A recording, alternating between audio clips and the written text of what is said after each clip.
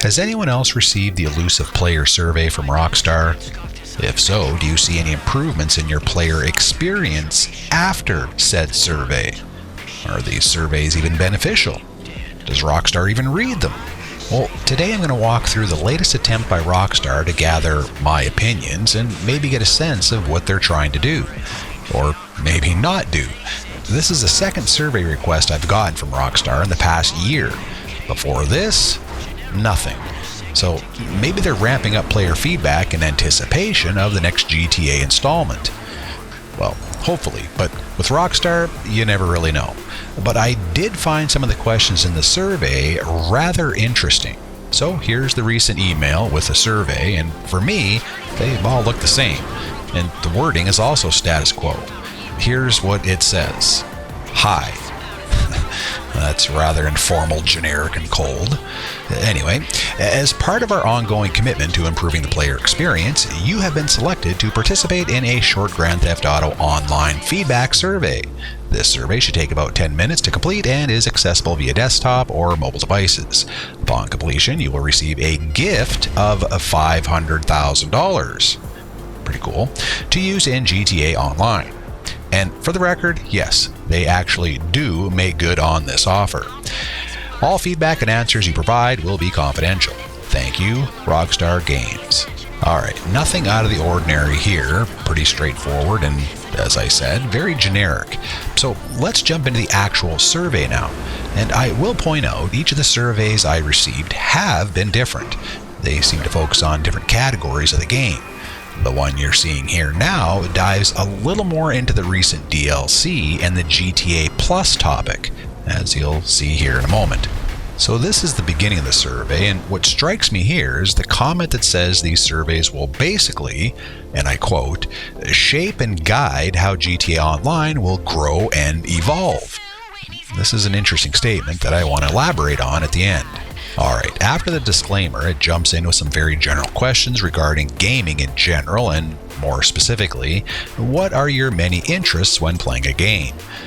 Again, very straightforward and generic. Nothing that's going to be very polarizing either way. The next set, again, is very similar. You're basically ranking your top 3 reasons why you play video games, and they make the point of singling out any video game, not just GTA Online. From here on, though, all the survey questions are going to be directly related to GTA Online. So here we go. What platform do you typically play on? And I think they mean the platform you play on the most often, because you can't choose more than one option here. How often do you play? How long do you typically play? This next one is interesting. What has been your experience with GTA Online in the past 3 months? This is really an open-ended question. It's difficult to understand what they're referring to here. I mean, for me, it's been just okay. We did get a new DLC, but the past few weeks have been downright crappy because of the lack of any good bonus money. So, yeah, moving right along, how likely are you to continue playing? Next is one of the more applicable questions, in my opinion. Here, they want to know what activities you have played in the past 3 months. And for me, that was being honest. I did not select any of the adversary mode jobs or the community series jobs. It's not that I don't like these, it's just that the payout makes them highly forgettable. It then moves on to ask you how your experience has been with these different categories. How much time you spend on each of these categories. How often you participate in weekly events. How has your experience been with recent weekly updates? The next set is just some random statements you need to either agree or disagree with. 2 of them that definitely stood out for me were, quote, Rockstar listens to GTA Online player feedback. Yeah, no. Perhaps a better question here would be, does Rockstar do anything regarding player feedback? And the other notable statement is, quote, there are good measures in place to keep player cheating and hacking under control. Yeah, if you play on PC, this is a hard no. Moving right along, what are your top 3 reasons you like playing? What themes or vibes are your favorite to play? How much time do you spend in private or public lobbies? How much time do you spend playing with other people?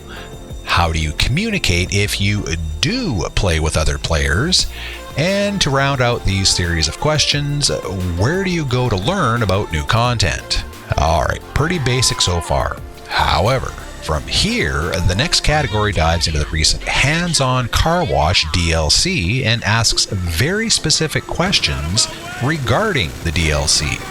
It goes through a number of very detailed questions on each of the different updates that were provided. Needless to say, I gave some positive reviews on the businesses, but some very negative reviews regarding the Quickie Farm deliveries and the Mr. Faber work. And finally, the survey dived into the GTA Plus subscription service. I was actually not expecting this. I figured this would have been something that was not up for debate and that Rockstar didn't give two flying furballs what we thought about it.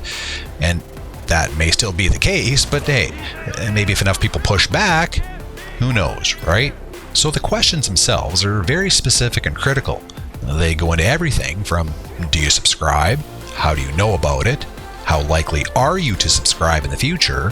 What don't you like about it? They even give you a chance to enter in a brief description, which I gratefully took them up on.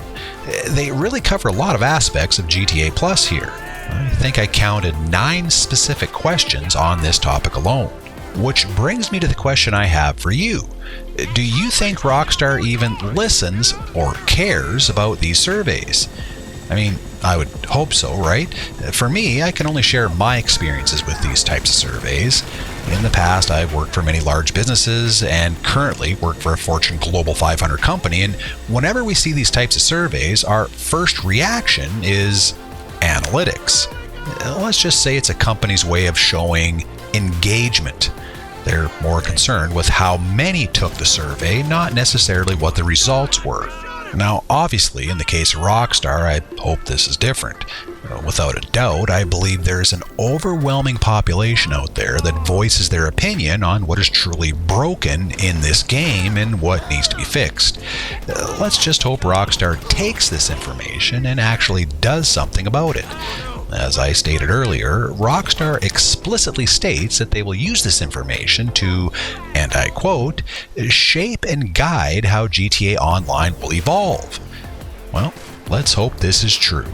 Alright, so that's my friends. Thank you for watching. As always, if you like this video and want to help out, please subscribe, give a thumbs up, and let me know what you think.